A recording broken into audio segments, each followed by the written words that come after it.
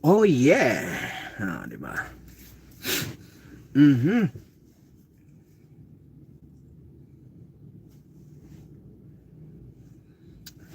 Alright, magandang hapon po sa inyong lahat at mega mega love shout out.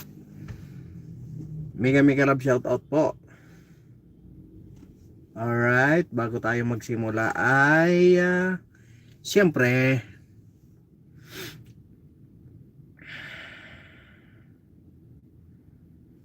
mega mega love shout out po kay Mami Mercy Calonod. Ayun man, may 1 million in the house. Mega mega love shout out. Alright, mapagpalang hapon po. At mega mega love shout out kay Miss Nani Sanchez Vlog. Alright, mega mega love shout out din kay Paul Buset Donisa Official. Ayan, mega mega love shout out po kay kay Ma'am Rosalina. Ayan, mega mega love shout out.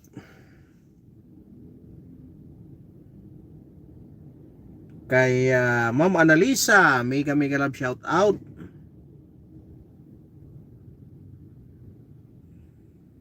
Alright. Kay Audrey Nicole, ayan, mega mega love shout out po. Sino pa ba? At kay Biyahing Brankel Sam, ayan, mega mega love shout out. At siyempre, sa lahat ng mga solid nating subscriber, ayan, Luzon, Visayas, Mindanao. At siyempre, around the world, ayan, mega mega love shout out po sa inyong lahat sa naaabot ng broadcast na ito. Alright, mega mega love shout out po. Magandang maulan na hapon sa inyong lahat. Alright, ingat po tayo. Dahil medyo madulas ang kalsada, lalong lalo na yung mga nagmumotor. Napakaulan po. Alright, 1 million in the house. Mega mega love shout out. Magandang hapon po. Parang ano na talaga yung paningin ko Parang antok na. Alright. Kita nyo naman ang ating ang ating pag-uusapan ngayon. Ano nga ba talaga ang tunay na plano? Guguluhin ba? Guguluhin ba ng mga ating honorable na congressman para lang mayroong mapagtakpan? Or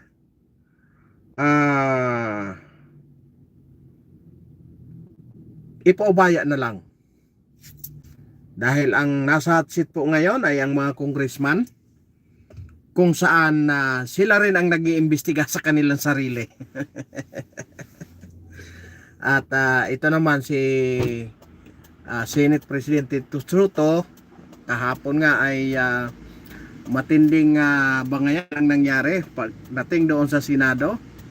Kasi nga itong si Senate President Tito Soto ay kung ano-anong pinagsasabi sa sa media, mainstream media, kabila ang interview at humantong doon sa debate. Unang-unang nag-complain kahapon ay si Senator Robin Padilla, kung saan binigyang kahulugan yung sa mga hindi nakakaalam, yung nilabas ng fake news na Rappler ay binigyan ng masamang kahulugan yung hintuturo ni Senator Robin Padilla, kung saan alam nyo naman tuwing Lunes magpa-flag ceremony talaga yung Senate. Ngayon itong si Senator Robin, dahil siya ay isang Islam, pag kumakanta siya sa Senate, pag nandoon siya sa Senate at pinapaano yung lupang hinirang, ang ano niya nakaganito, nakaganyan. Ibig sabihin mas ano kasi ito sa kanila, mas sa kanilang bilang Islam napakahalaga. Ang problema, binigyan ng masamang kahulugan ng Rappler at pinalabas na nagdi-dirty finger daw si Senator Robin Padilla, kung saan humingi naman na ng humingi naman na ng dispensa itong humingi na ng apologize itong Rappler. Sa makahulugan talagang na-fake news siya, no? Ang problema, ano ba talaga ang gustong palabasin, di ba? Kasi nga ang sinasabi nga ni Senator Robin Padilla, bakit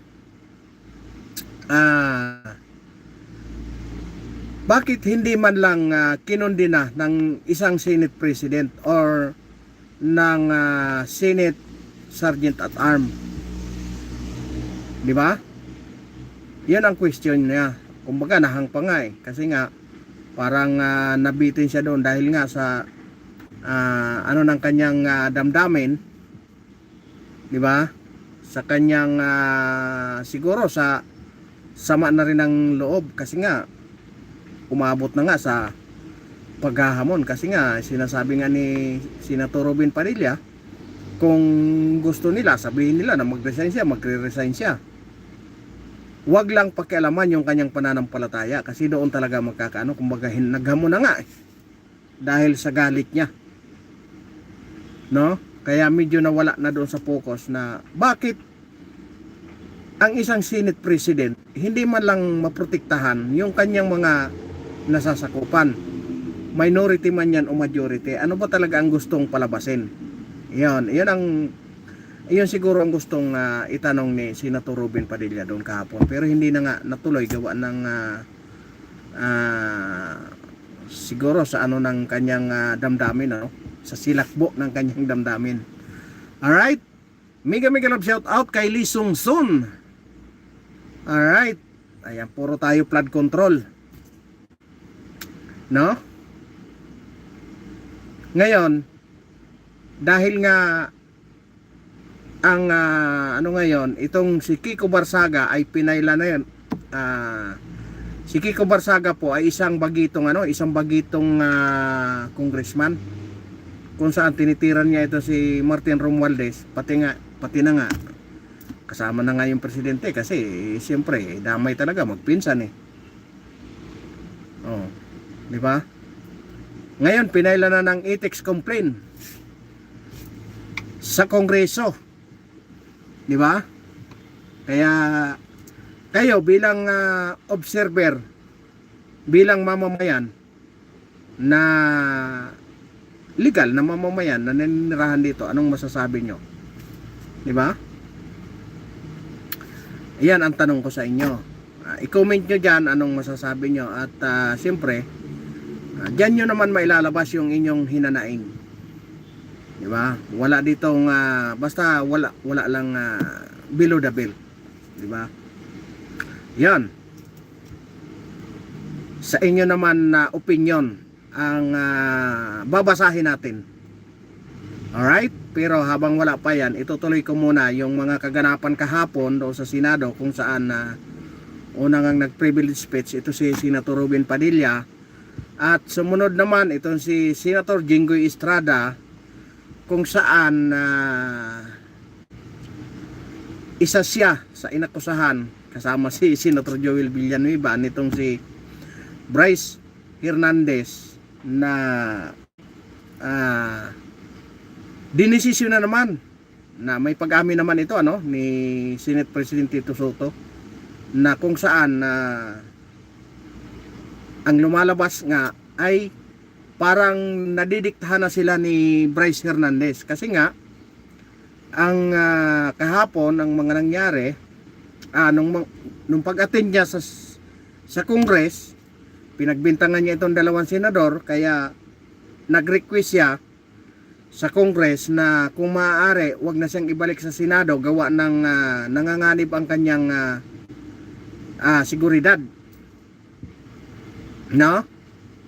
Kung saan nagkaroon nga ng debatihan, kasi nga pinagdesisyon na naman ng isang bagong Senate President, bagong kauupo lang, pinagdesisyonan, no? Pinagdesisyonan na ilagay doon sa PNP custodial, at nagkaroon sila ng debate hanggat sa nagkanaipit-ipit na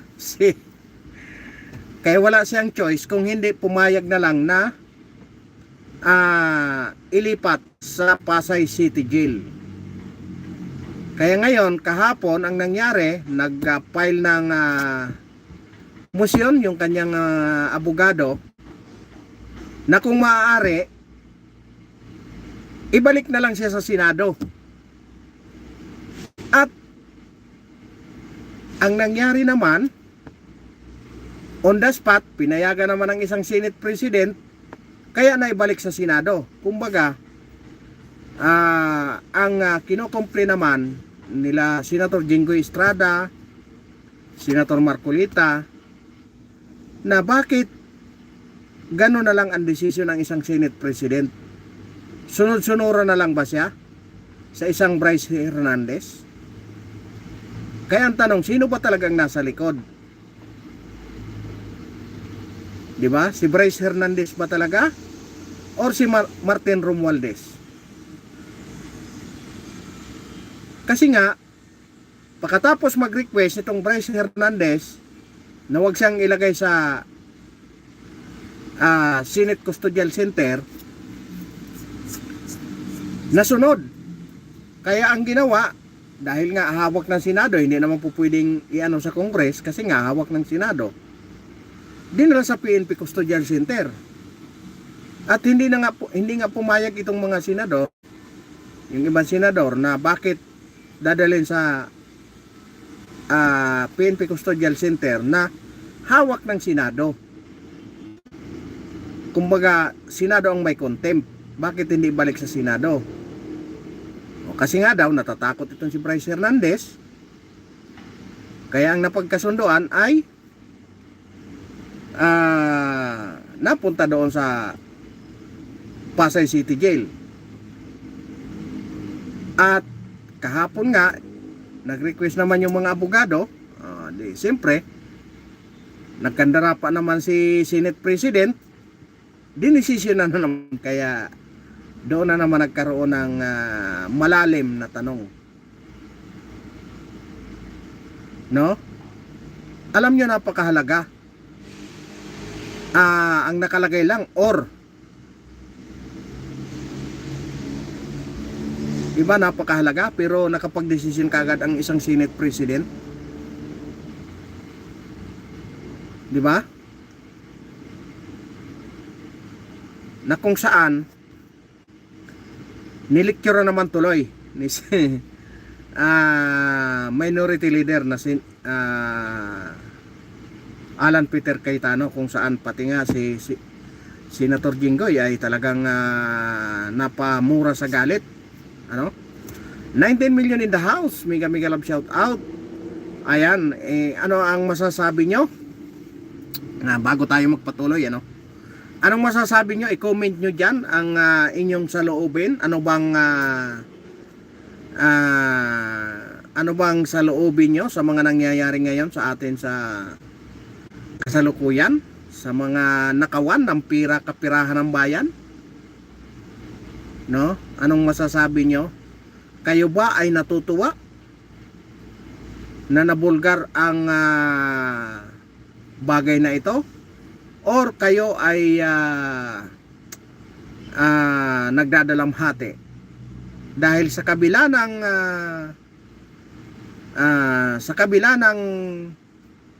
3 taon na panunungkulan ng administrasyon na ito, ngayon lang sila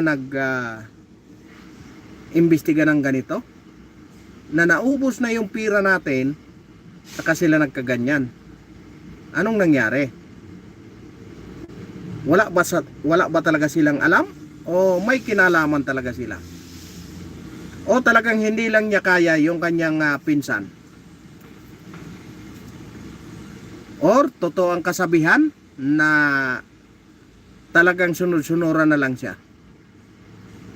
Di ba? Napakalalim, maraming mga katanungan. Ano ba talaga kuya? Di ba?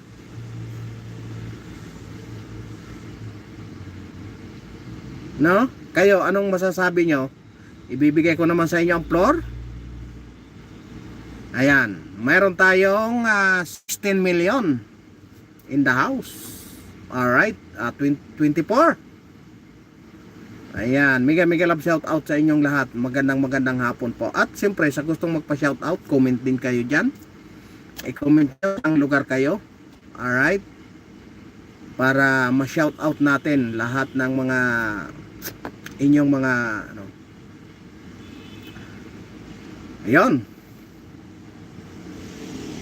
Di ba? Ngayon, ang ano natin, ituloy natin yung sa ano na naman ang naisip, ano na naman ang nabuo. May script ba talaga? Di ba? May nabuo na bang script? Kaya talagang ano na naman sasabihin ni Bryce Hernandez? Ano na naman ang nasa ano niya?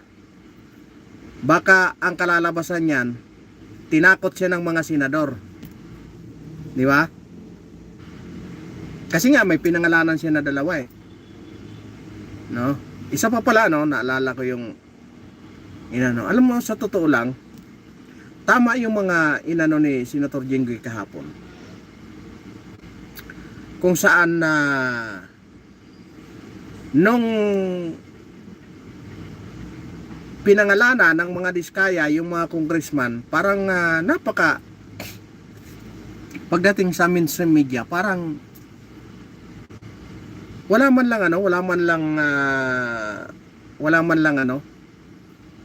parang hindi kumbaga ni mabinta sa media, lalong-lalo na sa mainstream media, no? Kumbaga may mga pinangalanan na. Pero nung pinangalanan yung dalawang senador, talagang front page pagdating sa mga broadsheet. Kaya yan ang hinanakit ni Senator Jinggoy. Ano ba ang meron? Diba? Pero ako sa totoo lang,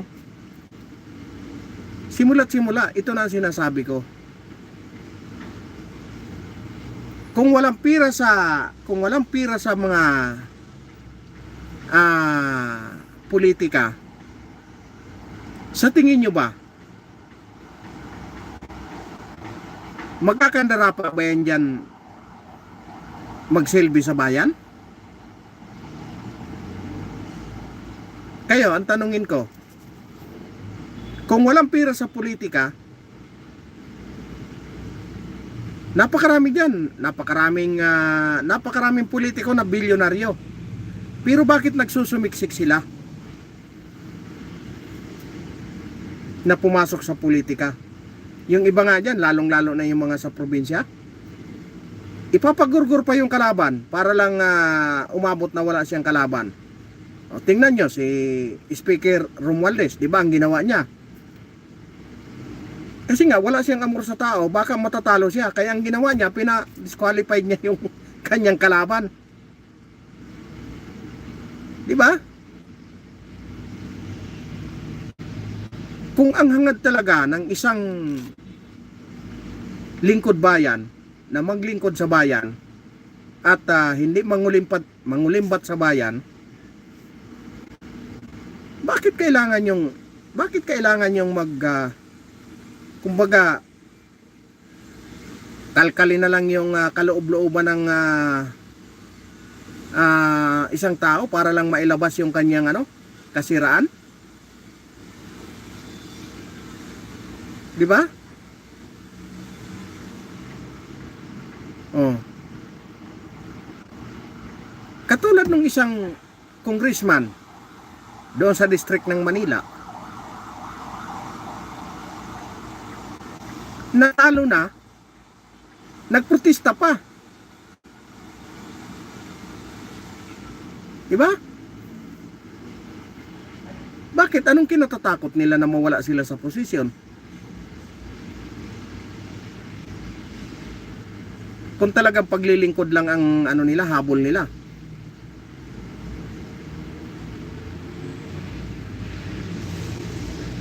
Ano ang pakinabang?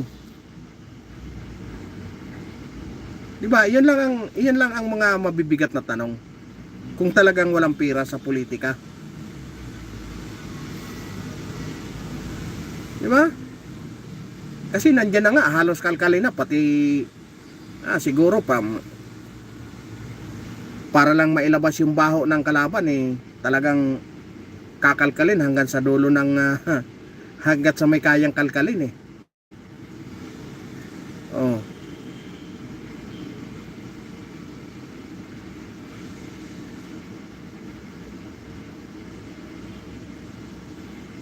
Makikita mo walang mga mansyon pero pagkatapos ng termino may mga mansyon na. 'Di ba? May mga farm na. Doon mo magtataka. Milyones ang ginasto. Hindi naman milyon ang sinasahod. 'Di ba?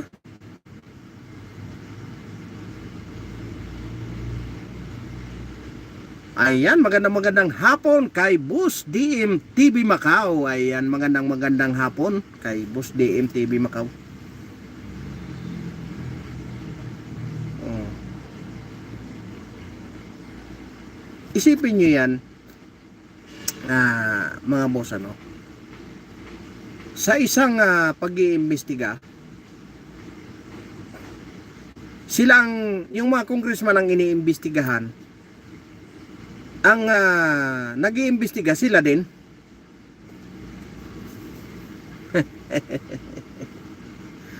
Di ba? Parang parang circus.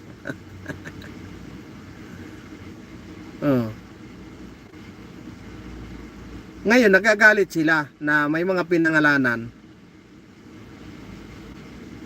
Kasi nga, bakit ang pangalanan yung ngayon lang na administrasyon? Doon sila hindi nila matanggap-tanggap yun kay Diskaya Kasi nga, bakit ngayon lang, yun lang ang ilalabas mo? Ngayon lang ba may corruption? Diba? Alam nyo ang gustong patunguhan?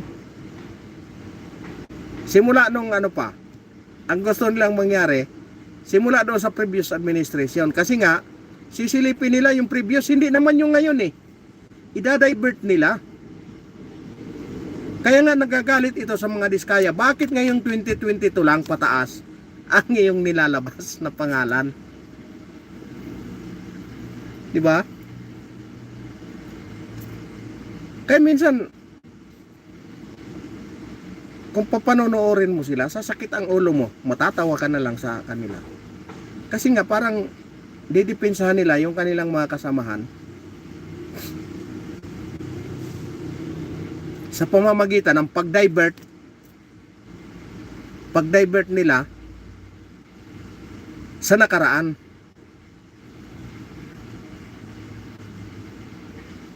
Di ba? Parang parang basketball, di ba? Sa isang basketball, halimbawa, naglalaro kayo ng basketball. Di nasa iyo yung bola. Ikaw ang babantayan ngayon. Ipinasa mo ngayon doon sa kakampi mo. Siyempre babantayan ka pa kasi nandiyan ka pa rin, kalabang ka pa rin Nagagalit siya kasi bakit mo ako babantayan? Wala naman sa akin ang bola. Di ba?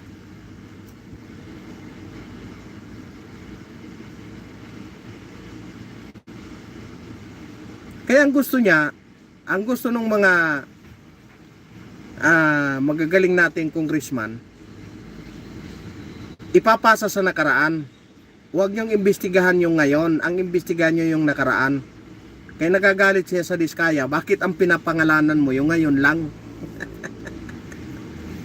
Ay nako. Di ba? Ang pinag-uusapan yung ngayon. Siyempre, ang ilalabas niya yung ngayon, bakit hindi nila hinanap yung noon?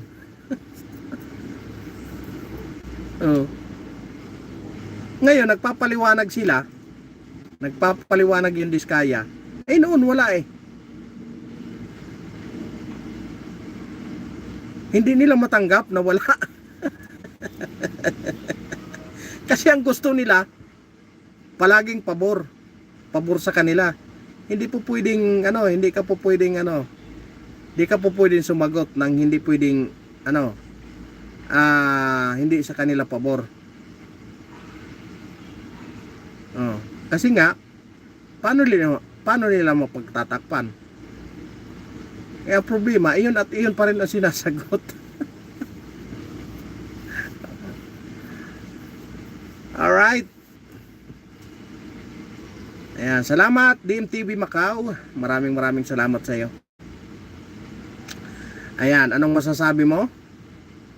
Ikaw ba ay natutuwa na sa mga nangyayari? Alam nyo yung alam mo ang pinakamalaking damage diyan? Yung mga OFW nating mga kababayan. Kasi pag nagpapadala yan dito, ang laki ng binabawas na tax. Yan, ang unang-unang tatamaan dyan. Bilyon ang pumapasok sa Pilipinas sa mga OFW. Magkano ang nakukuliktang tax niyan? Diba? Tapos malalaman mo, bilyones pa lang nawawala sa mga ghost project.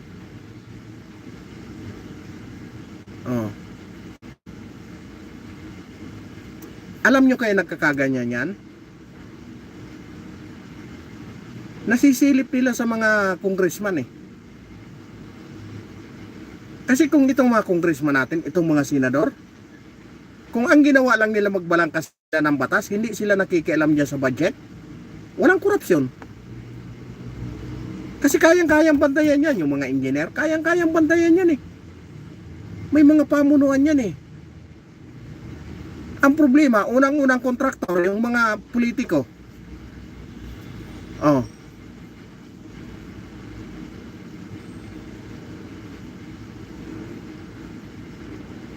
Kaya galit na galit sila sa Diskaya. Bakit napakaraming project ang nakuha ng Diskaya? Na wala naman siyang kamag-anak na politiko. Samantalang yung mga politiko, yung mga magulang nila na may mga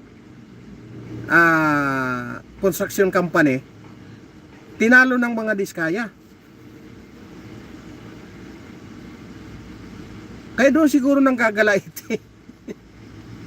Hindi nila matanggap na noong araw, unlimited ang bidding. Kahit matalo ka, sali ka na naman uli hanggat sa makakuha ka ng project. Di ba? Kasi kung tutusin, siyam na kumpanya ng mga Diskaya. Ngayon, sinong may kasalanan? Di ba? Mayroong may hawak doon sa mga nagbibigay ng lisensya ng mga kontraktor. Bakit hindi nila inano? Kasi nga, kontraktor din mismo yung nagbibigay ng lisensya. Siyempre kahit ako eh. Iyon ang negosyo ko. Aba, open bidding. Magtatayo ako ng maraming kumpanya para malaki ang chance ko na manalo ako. Hindi man ako makalusot sa isa, yung isa kong kumpanya makalusot, akin pa rin. Kaya nga nakakuha ng maraming kontrata itong mga Diskaya eh. Kasi nga marami siyang kumpanya eh. Ngayon ano ang nangyari? Ano ang paliwanag? Pag nanalo na sa bidding, siyempre doon na ngayon papasok si congressman or kung sino ang mga politiko dyan. Nasasakupan ko yan. Hindi po pwedeng wala ako dyan. Kasi hindi ko bibigyan ng clearance yan. Hindi matutuloy yan. Hindi ka makaka-execute ng iyong project dyan. Ganon ang nangyayari.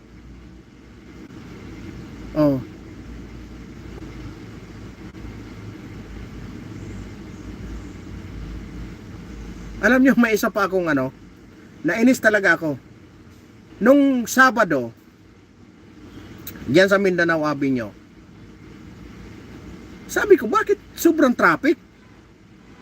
Alas 7 pa lang ng umaga. Napaka-traffic Sabado. Samantalang pag Sabado dyan, walang ka-traffic-traffic yan. Akala mo linggo. Sus, kaya napaka-traffic man. Lusot-lusot man ako doon sa mga sasakyan na nakapila. Kasi motor ang dala ko eh. Motor ang gamit ko pampasok eh. Lusot-lusot man ako. Ngayon, sus Maria, doon sa ilalim ng Quirino, may nagsisiminto, yung DPWH may nagsisiminto, may madadaanan naman na isang lane. Alam nyo ang ginawa? Pinahinto lahat, kaliwat kabilaan na kalsada. Kasi naglalagay sila ng bakal. Pipicturean nyo para sasabihin namin na naglalagay sila ng bakal. Anak ng baka. Kaya sabi ko, bakit nyo pinatigil? Makakadaan naman pala. Siyempre naapektuhan yung kabila kasi yung pag-U-turn stuck up talaga. U-turn doon sa unahan in-stuck dito sa kabila. Hindi makadaan-daan kasi nga pinahinto ng DPWH kasi naglalagay sila ng bakal. Siguro ang purpose nila para makita nila na naglalagay na tayo ng bakal. Pero yung bakal 12mm eh. Pero main road yan, daanan niya ng mga malalaking truck papasok ng North Luzon papunta ng South Luzon. Dati pag nagsisiminto dyan, ang lalagyan lang ng bakal, magpuputol yan sila ng ganyang kahaba na bakal, siguro mga kalahating metro. Malaki naman yung bakal, pero ganyang kahaba, ilalagay lang yan doon sa dugtungan, di ba? Yung isang span na siniminto, pagdating yan doon, dudugtungan, lalagyan ng bakal. 2 piraso kabilaan. Malaki naman talaga, totoo naman. Pero ganyan lang kahaba, mga kalahating metro, ilalagay yan doon sa dugtungan. Anong puwersang lakas nun? Pero nung Sabado, pinatigil nila. Yung talagang pinatigil, as in pinatigil yung takbo. Mayroon namang 1 lane. Para lang magkabit ng bakal siguro para makita nila, ay, ngayon nakita nyo na. Naglalagay na ng bakal ang DPWH. Anak ng baka. Inano pa yung traffic. Sinakripisyo pa yung tao. Kaya pala sabi ko, bakit stuck up walang galawan? Sus Mariang Garapon, kay naglagay pala ng bakal para sabihin na ay nako, ewan ko itong mga nakaupo sa gobyerno, bakit puro na lang puro pasakit ang binibigay sa taong bayan. Akala natin dahil sila ang nakaupo, sila ang matatalino, di ba? Sila ang napili. Dahil akala natin matatalino, matitino. Yung pala sila pang magpapasakit sa bayan.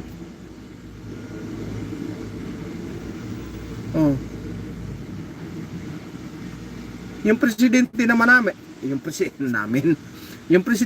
natin, hindi na alam ang gagawin. Sipin mo, isa kang presidente. Sasabihin mo, ano na bang nangyayari sa atin? Bakit nagkaganito na tayo? Ay, siya pa ang nagtatanong, siya ang presidente. Dito ng palit, wala sa ayos. Nakita ko rin po yan, mega love shout out kay Perdi Cross. Nakita ko rin po yan, yun dyan sa Dampalit.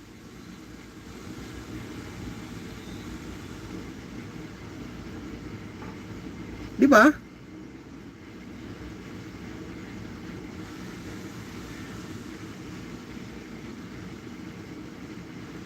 Hindi alam ng presidente kung anong dapat niyang gawin? Bakit nagtatanong pa siya? Anong nangyayari sa bayan natin? Hello? Presidente ka ba? Bakit mo tatanungin ang sarili mo? Eh, ikaw ang presidente. Oh. Dapat tinawag mo yung mga ano mo, cabinet secretary mo, pinagkukutungan mo, yung mga asik mo dyan, pinagkukutungan mo. Ano bang nangyari? Bakit nagkaganito? Ang sabi ko sa inyo, nilagay ko kayo dyan para magtrabaho kayo.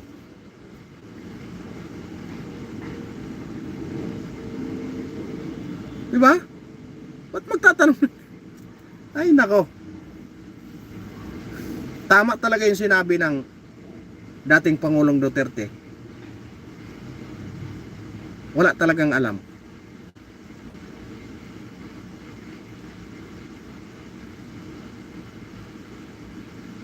Isipin mo, isa kang presidente, magtatanong ka kung anong nangyayari sa bayan?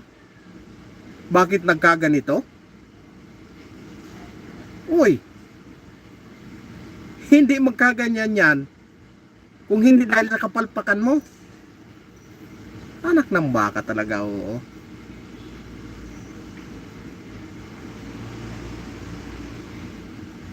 Diba?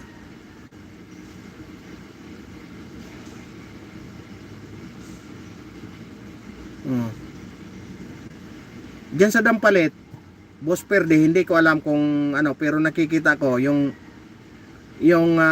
seat pile dyan ng bakal, nilagyan lang talaga ng seat pile. Ewan ko kung siniminto yan sa ilalim o bakal lang. Pag kinalawang yan, di tapos, gumuhong pangarap na. Di ba?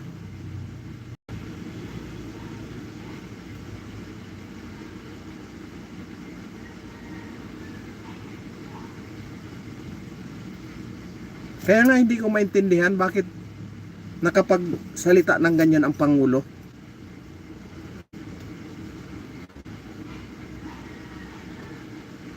Isa kang Pangulo, dapat hindi ka nagsasalita ng ganyan. Hindi ka nagpapakita ng ano, hindi ka nagpapakita ng diyan ba sa Megadike? Huwag kang matakot, Boss Perde.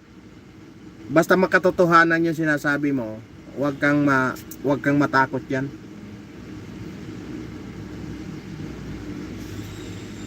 Iba dapat, pag isa kang presidente, dapat alam mo ang nangyayari lahat.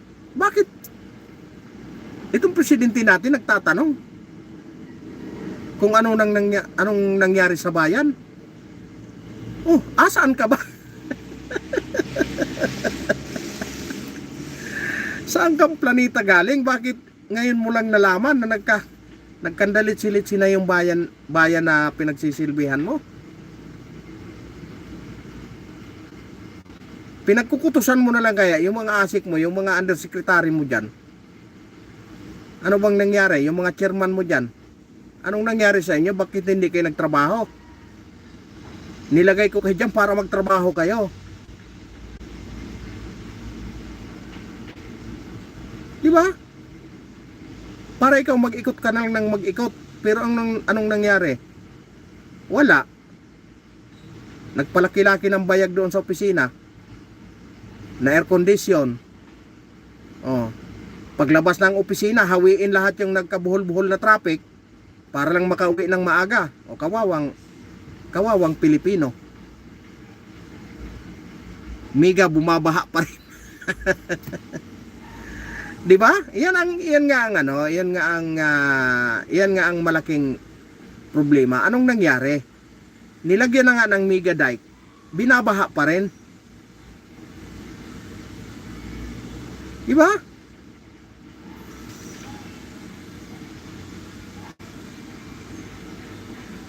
Napakahaba niya na, Boss Freddy Cross. DMTV Macau, magandang hapon. What the hell you looking at, boy? Saul Rubalcaba, do you speak American? Kulang ang bakal. Di ba? Siguro mga taga dyan kayo, kung taga dyan kayo, talagang malalaman nyo. Aha. Good afternoon to you. Saol Ribucalba. Bata talagang Saol. Parang yun sa ano ito ah. Wow, your English is actually good. Di pa di pa nga ako nag-English eh. Englishin kita ng English Carabao. Your English is good. Di ba? Malalaman nyo talaga yan. Malalaman nyo na ano, malalaman nyo talaga yan kasi kung diyan kayo mga nakatira, malalaman nyo talaga lalong-lalo na kung ano, substandard. Can I ask what country you from? I'm from the Philippines. And you are? What is your country? Saol? Philippines. Yes, Philippines. Okay. Oh, okay. USA. Where? USA. USA is very big. Very big country. California. Oh yeah, California. One of my friend is there in California.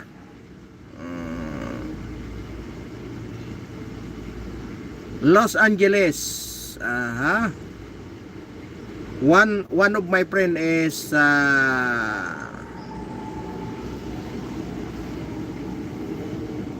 there in California.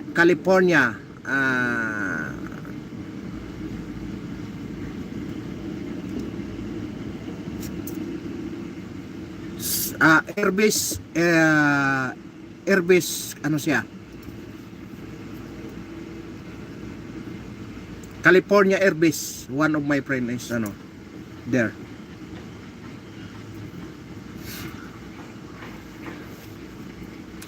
I love the Filipinos. Very good and nice people. Ayan, thank you.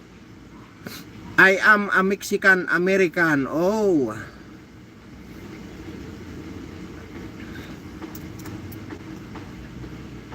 Yes, I am a Mexican American. Mix. American and Mexican. Have a good day, sir. Yan, thank you. Have a good day too.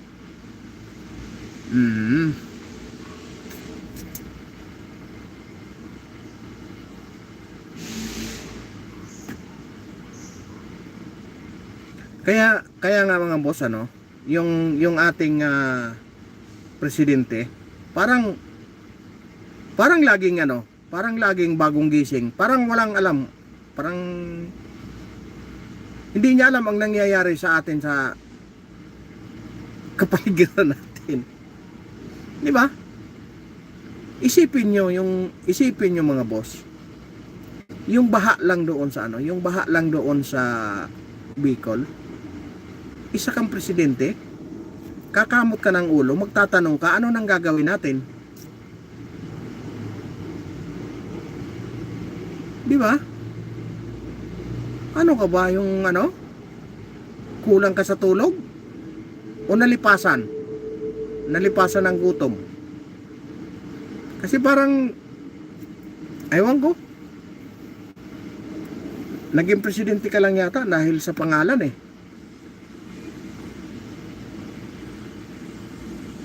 Samantalang yung tatay mo eh, napakagaling.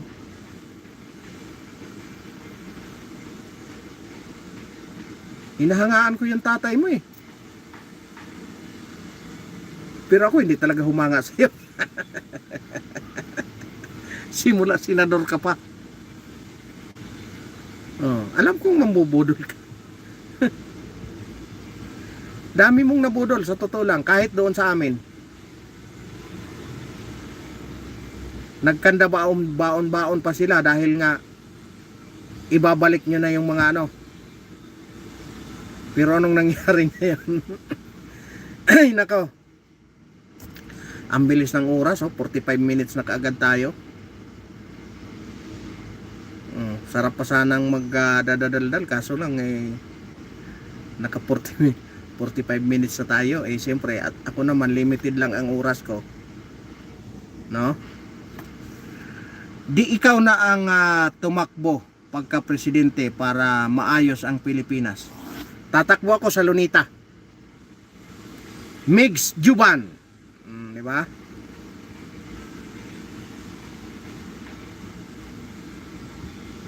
Sa susunod, tatakbo ako sa Lunita.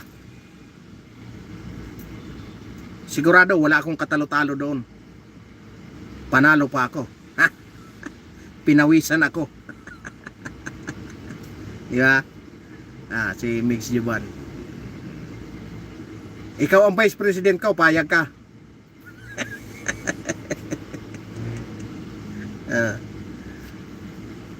Ikaw ang vice president ko, tapos ipa-impeach mo ako para ikaw na presidente.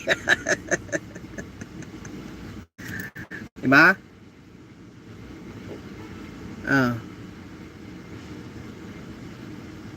Ngayon, abangan naman natin ang circus diyan sa Congress.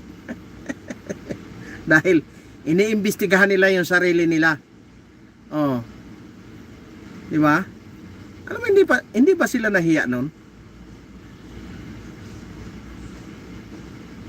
Nag-standing ovation pa sila nung suna ng Pangulo. Standing ovation pa, palakpakan. Yung mga korap, yung pala sila ngayon ang mga korap.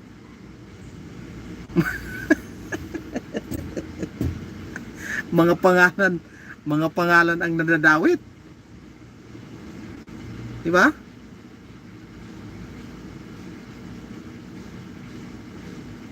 Grabe ang natin. Grabe ang pangyayari dito sa atin. I'm Indonesian, Sector Kanan. Hello, Sector Kanan. Ayan, good afternoon. I'm a Sector Kaliwa. Ayan, Sector Kanan. Thank you for coming here. Ayan, thank you for appreciate. Ayan. Hahaha. Sector Kanan, thank you for coming here. Ayan. Okay, ayan. Ayan. Ayan, from Indonesian. Mega love shout out, Sector Kanan. Kay Migs Juban, mega love shout out. Ayan ang vice president ko. Diba? Okay ba, Migs? Okay, goods tayo doon.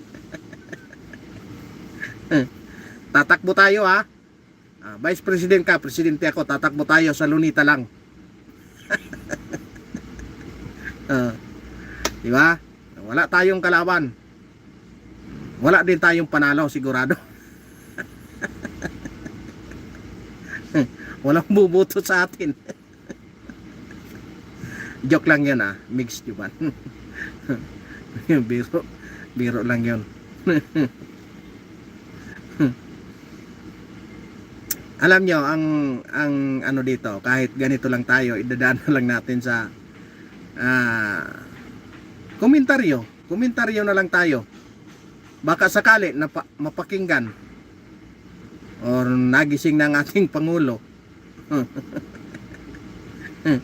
Pero dapat yung mga, alam nyo yung advisor ng Pangulo, milyon ang binabayad niyan. Imposibleng walang advisor. Dapat ina-advise niya, wag, Mr. President, huwag kang magsalita ng ganyan. Nagmumukhang wala kang alam eh. Dapat tanggalin niya yung mga advisor niya. Iyan lang ang ano ko diyan. Tanggalin niya yung mga advisor niya, hindi nakakatulong 'yun. Biruin mo, magbibigay ka ng statement na ganyan, parang hello. Palagi ka bang tulog? Hindi mo alam ang nangyayari sa bayan? O tama yung hinala nila. Tamang hinala. Tamang hinala nila, parang ang sagwa naman nun ah. Di ba? Ngayon, ang palabas dito sa Congress, abangan natin kung anong kalalabasan. Kasi parang ako may nauuninagan ako ha. Parang magiging sacrificial lamb na yung isa. Parang maabsuelto yung isa. No? Kung ako kay Mr. President, isakripisyo niya na yung kanyang pinsan. Marami ng galit na tao. Isakripisyo niya na yung kanyang pinsan para makabawi-bawi siya kahit minsan lang. Mayroon na lang siyang 2 taon mahigit na natitira. Doon na siya bumawi para maganda yung kanyang iiwanan na legacy.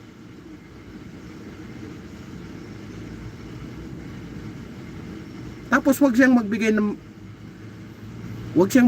mga statement na yung parang kagigising niya lang na wala siyang alam sa nangyayari sa kapaligiran. Pinagpipistan tuloy siya. No? Dapat pag ikaw ang namumuno, brusko ka.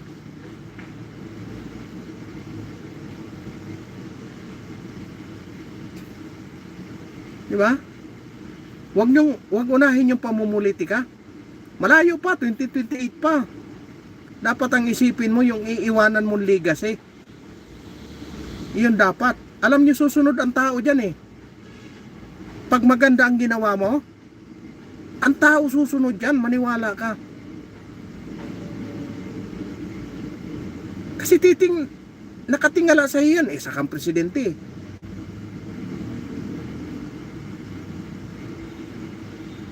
Pag inayos mo ang trabaho mo, papalakpak ang tao sa iyo, susunod at susunod diyan.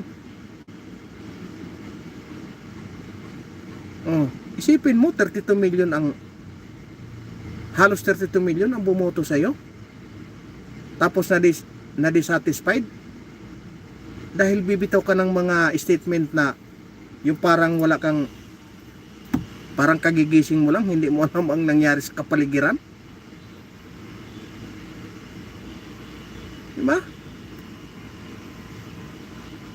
Mega love shout out kay Rowel Mulijon. Ayan, mega love shout out. Magandang hapon.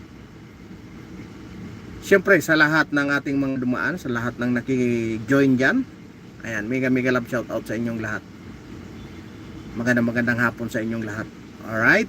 Mayroon tayong 11. Nakasubscribe na po ako. Ayan, thank you very much, Ruel Mulijon. Ayan, taga saan po kayo? Ruel Mulijon. Ayan, comment nyo dyan para ma-shoutout natin yung iyong mga kapitbahayan dyan. Yung inyong mga kamaritisan dyan. Diba?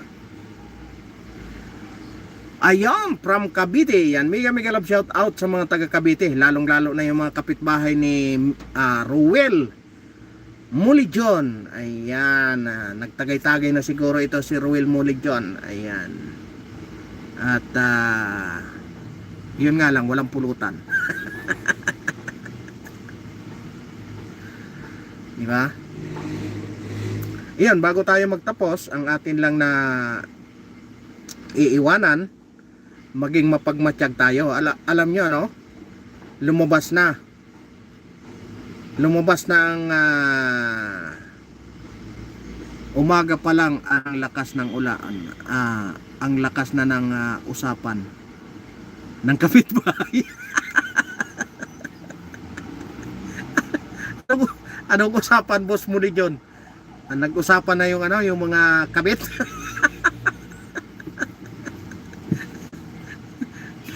Nag-usapan na doon sa mga kabit? Nagkabistuhan na ba?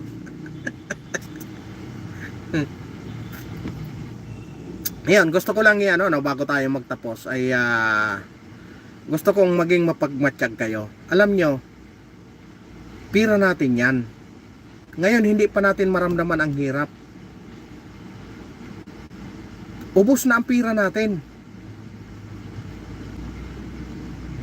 Ubos na ang pira. Aantayin pa ba natin na maubos lalo ang pira natin?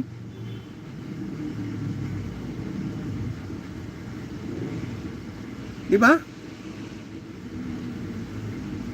Huwag na tayong wag na nating magsawalang kibo na lang tayo. Kasi pira natin yan eh. Pag bumili kayo ng bitsin, pag bumili kayo ng asin, pag bumili kayo ng noodles, 12% ang binabawa sa inyo dyan. Tapos babalasubasin lang ng mga politikong nakaupo. Di ba?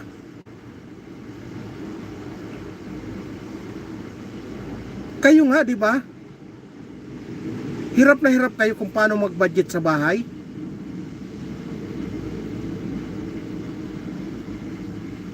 Kung paano nyo paabutin ng 1 linggo yung sinasahod nyo. Minsan under minimum pa, nagtsatsaga tayo. Dahil nga para mabuhay ang pamilya natin. Tapos pagbili natin, kaltasan tayo ng 12% na VAT.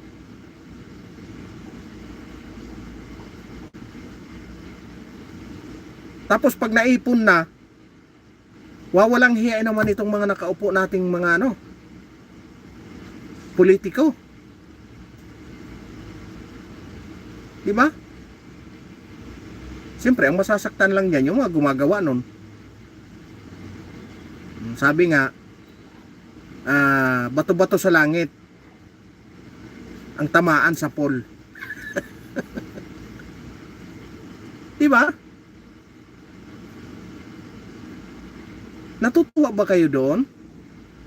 Hirap na hirap tayo kakakayod sa loob ng 1 linggo. Minsan under minimum pa, pinagtsatsagaan natin eh. Para mabuhay lang tayo, mabuhay lang natin yung pamilya natin. Yung sweldo natin halos, yung inuupahan natin na bahay, hindi na tayo halos makabayad. Kasi nga sa mahal ng mga bilihin. Tapos makikita natin na ganito. Diba? Bato-bato sa langit, ang matamaan idibukol. Maloko talaga ito si Boss Ruel.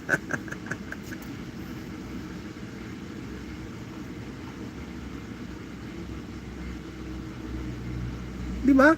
Kayod tayo sa loob ng 1 linggo. Hirap na hirap tayo sa hirap na hirap tayo sa katatrabaho.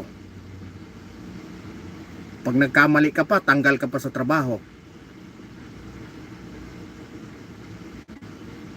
Siyempre, kailangan kumayod kasi nangungupahan ng bahay. May anak tayong 2. Kailangan pag-aralin. Yung serbisyo pa lang, wala na. Kasi nga hindi na nakakarating na dahil sa korupsyon. Sa halip na maganda yung kalsada, lubak-lubak. Kasi tinipid eh. Na dahil nandyan yung korupsyon. Diba?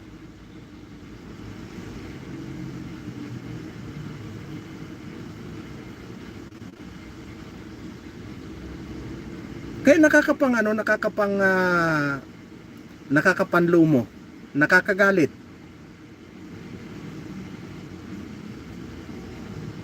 Wala man tayong magawa. Kasi silang nasa kapangyarihan eh. Oh.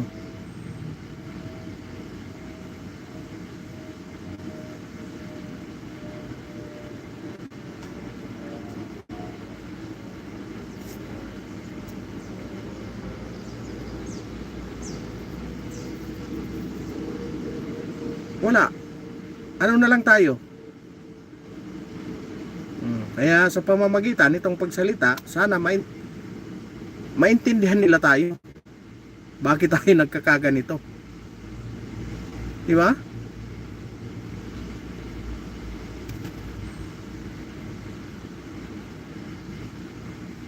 Kasi matagal ng panahon. Akala nga natin good afternoon, boss. Ayan, kay Strawberry Wiser. Ayan.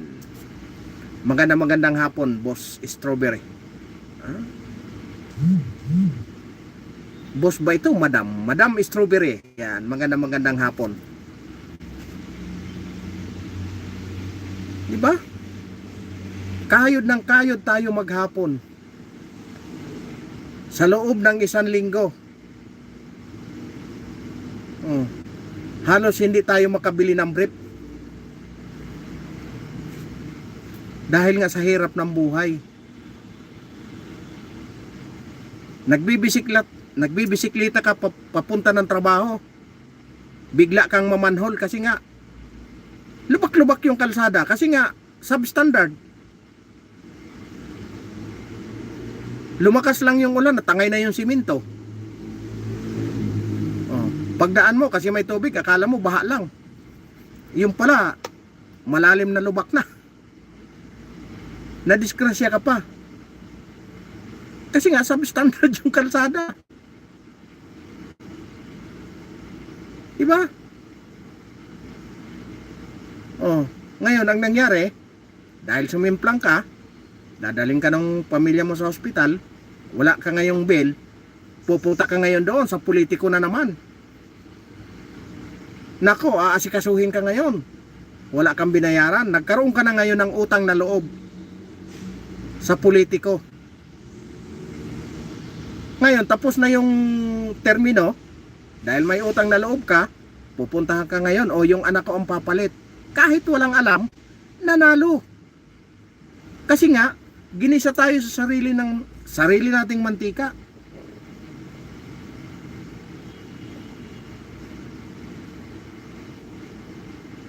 Di ba? Dawan, good afternoon. RIP Charlie Kirk. Di ba? Isa din yun si Charlie Kirk, kawawa.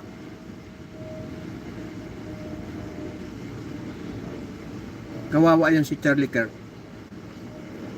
Talagang merong doon. Talagang yan. Planado yung pagkadali ni Charlie Kirk.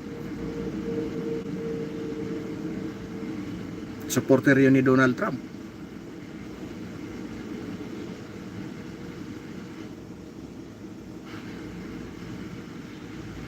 Di ba?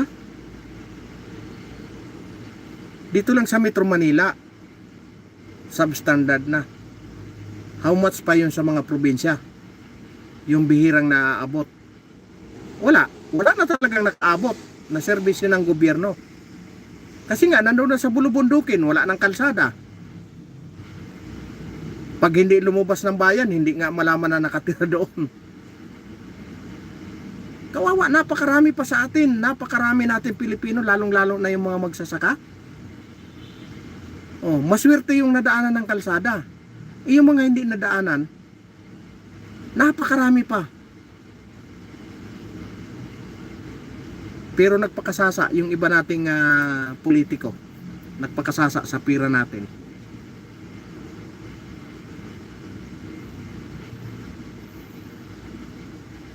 Ba? Yun lang. Nahaba na yung outro ko. Ayan, mega love shout out sa inyong lahat. At siyempre, bago tayo magtapos, mega love shout out po kay Mami Mercy Calunod. Ayan, at kay Dawan, kay Strawberry Wiser, kay Ruel Mulijon. Sino pa ba? Kay DMTV Macau, Sector Can, Migs Juban, Saol Rebolcaba. Ayan. Sa lahat ng dumaan, sa lahat ng nakijoin. Maraming salamat po sa inyong lahat. At isang oras na tayo mahigit. Maraming salamat po sa inyong lahat. Mapagpalang hapon at mega love shout out saan man sulok kayo ng mundo. Ayan, Luzon, Visayas, Mindanao sa naaabot ng live stream na ito. Maraming salamat po at ingat po tayong lahat. Pagpalain tayo ng puong may kapal. Maraming salamat po.